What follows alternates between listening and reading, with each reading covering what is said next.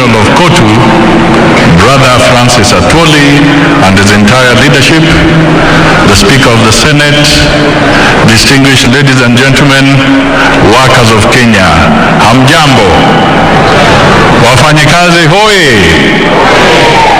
asante sana.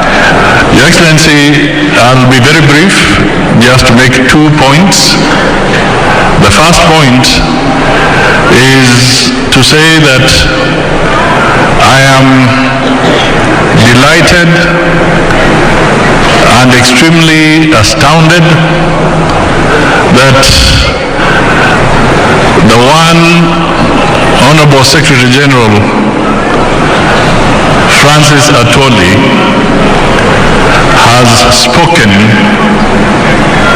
without blinking, saying that mambo yalishabadilika. Your Excellency, if one thing can be attributed to Francis Atwoli, he is very pragmatic and is very realistic, and he does not mince his words.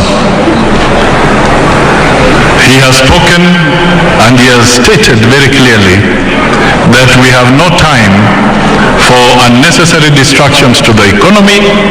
It is time for us to close ranks, pull together, and work with the government and make sure that we can enhance the stability, particularly economic stability of this country. Mr. Secretary General, that is indeed a very powerful message to the people of Kenya. Your Excellency, I would also want to encourage,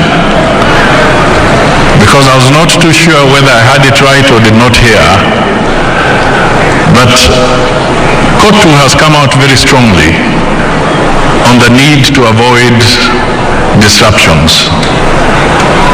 I would encourage the Federation of Kenya Employers through the other entities, KEPSA,